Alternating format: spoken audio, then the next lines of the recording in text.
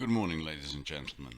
Well, last week I told you that my confidence in my predictions was going down. We had the oversold rally, and now we're getting consolidation, and my confidence in the prediction about what is going to happen next week is going further down as opposed to improving.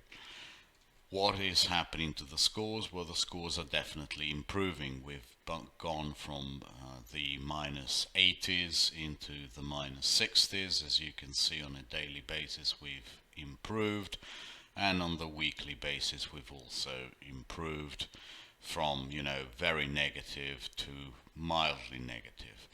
Does that mean the market is in for a rally in terms of risk? Well, yes and no. I think I've really encapsulated my view in what I've written down here. Just reread it, and I think we will. This could be a very short video, but I'm going to justify my views and show you what I think is going to happen next week in any case. The one small change is that I don't think that the 2s 10s is going to be much of a predictor over the course of the next few weeks. We are probably in for a very frustrating range between, say, 50 and 30. It's just going to bounce around without much purpose or much predictive capacity. The reason why I think the predictive capacity of the 2s and 10s for the next several weeks is going to be lessened is simply because of what I wrote on the initial screenshot. I think people are buying everything. I think people are reaching for yield wherever they can find it, and even 30, 40, 50 basis points, which normally wouldn't be such an attractive proposition, is becoming an attractive proposition in a world where yield is so scarce. I think people are lengthening duration just to pick up anything they can. That is probably why it's not going to be that much, that predictive. But in order for risk rather to see a re-rating upwards, i.e. for people to really want to be confident of owning risk, this spread really has to go down, which tells me that even risk is going to be range bound. This is TLT, 20 plus years. As you can see, it just won't come down. The Fed is buying. The Fed, people are quite confident that bond prices cannot fall too far. And when people are confident that bond prices can't fall too far, they can actually, it encourages them to buy risk, just like it happened 2009 to 2015. It is happening again. They say, well, if TLT is going to give me 1.5% for the next 20 years, why don't I buy some equities which yield slightly more? And that is really what's happening. If you look at this chart, this is not stuff that bear markets are made of in either bonds or equities. Slowly we shall come up towards the 175 area, simply because every dip is bought. If you looked at the price action last week, you will have seen how the market was bid at every single tiny little dip. I mean, look at it: 1, 2, 3, 4, 5 days of price action where every dip was bought. You can see that volatility in bonds is coming next to zero, and slowly it'll work its way up towards 175. I'm pretty convinced of that, which basically means there's going to be a bid under equities at every single fall. This is being reflected best in volatility. Basically, I'm wrong. We are probably not going to see a return up towards the 50s. We are much more likely, having closed below 37, to revisit something like this 28 level that is that has traded so many times before, where we went down to get a bounce around there. That to me says not risk on, but a market which is very bid on every dip. I'm actually going to put in a line here to basically alert me. This 27.73, 28 level, that's probably where volatility is going. And if that happens, we're going to have many retests of the 28.64 level. I just can't see I just can't see the equity market being anything but supported by the bond market. Why do I say that? Well, you have to be aware of this this pie chart. Now, Microsoft, Apple, Amazon, Alphabet, and Facebook are 50% of the S&P 500. Now, that is pretty damn remarkable, right? And these are the markets which are, the stocks which are actually least affected by the COVID slowdown and shutdown. So any kind of reopening, anything that makes these 50% slightly better is going to not affect these, because these are the least affected and they are the ones most sensitive to yield, and therefore is going to push the market higher. Therefore, I really cannot see a sustained drop in the market. Nothing below 27.25, 27.20, and that is the reason why I think volatility is also going to go down. I just don't see any sustained bid in volatility anymore. I think the market is much more likely to have spurts upwards than collapses. People are going to get FOMO. People are under-risked. I know I am, really. If I'm correct, I'm vastly under-risked and I have to buy risk.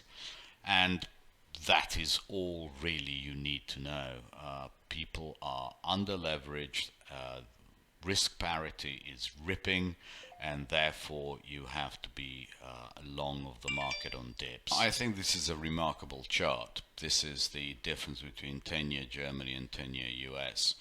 The Fed has basically succeeded in sending this spread down and making it now go to sleep.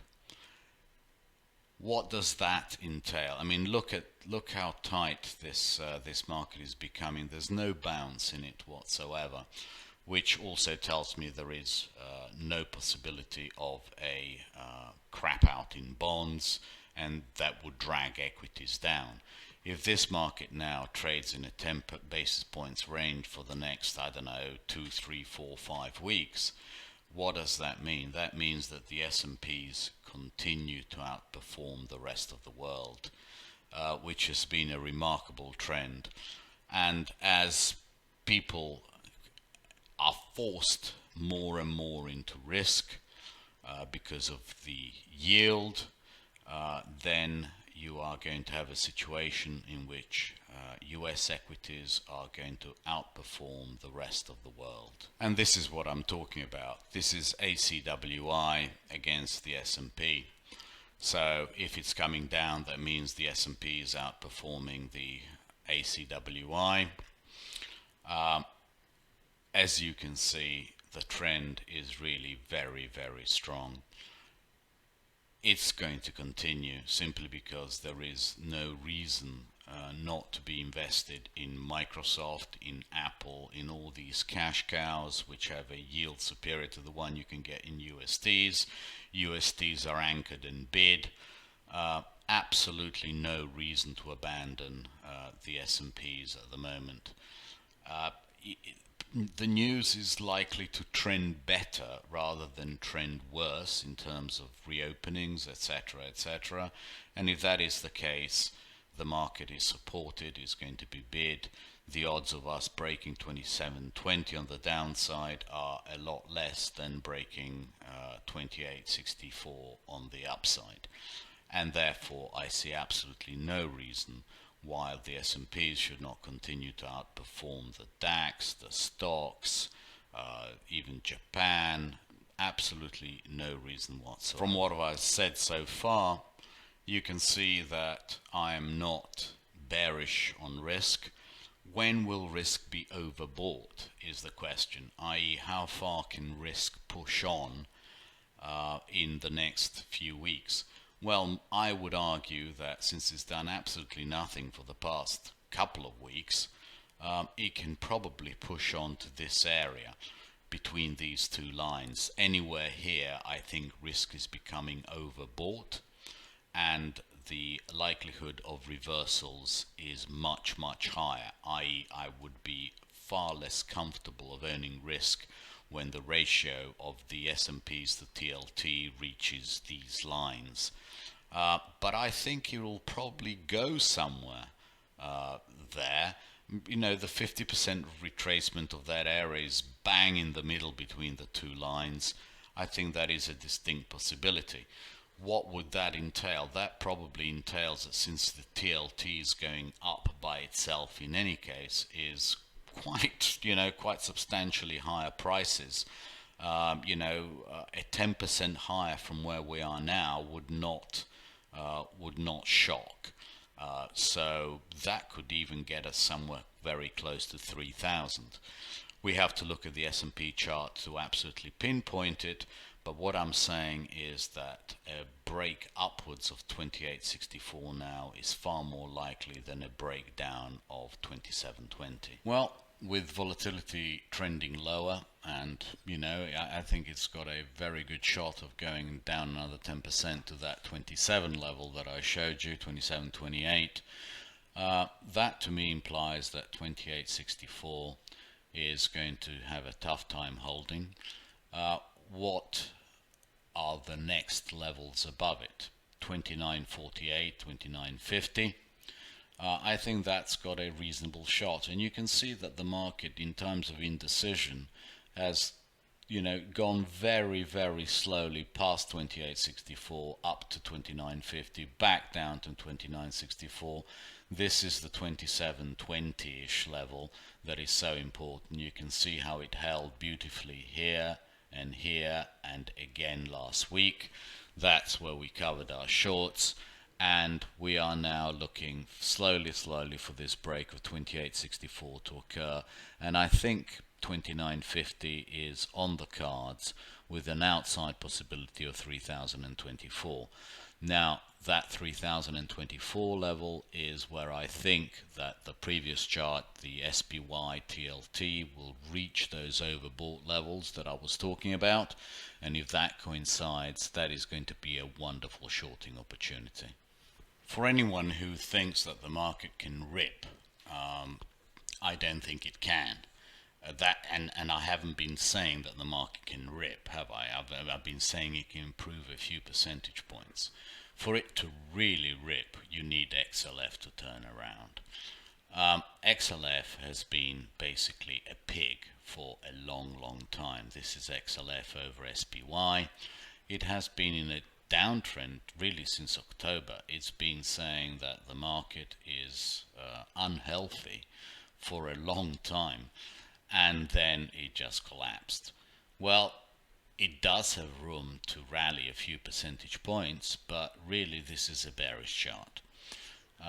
It'll take months to repair this chart, and therefore the market for the next few weeks certainly cannot rip past the levels that I've given you. I think that 29.50 level is going to be hard, and 30.25-ish, whatever that level was, is going to be almost impossible to surmount.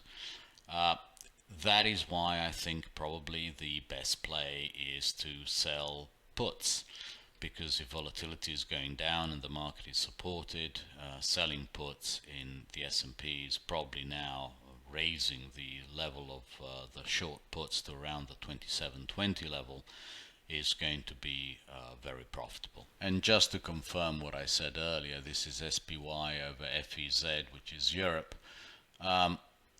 It's not going to stop, is it? New high close. This is a weekly chart, so you can see how much better the States is doing. I mean, this is the low in 09. Boom! It's not going to stop. This is not a bearish chart. This is not something that is likely to stop anytime soon. Why anybody would want to be invested in Europe as opposed to the United States? Well, this chart is saying there's absolutely no reason. Wherever you move these lines, if you move them to here, makes no difference. Support is 5-6 percentage points away, and the sky is the limit.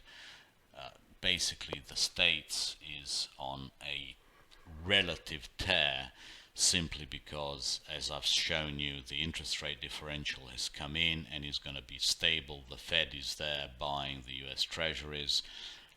I think risk parity rules the roost for the foreseeable future. I think as long as bonds don't go down and they're bid as anything, it is unlikely that equity markets can come down, and therefore it's unlikely that, since the S&P is 50% made up of stocks that are not going to go down and the whole world wants to own, and the news flow is likely to get better over the next few weeks in terms of the COVID-19, that other 50% of stocks probably can improve substantially, or if not substantially, a little. That's going to be the trend.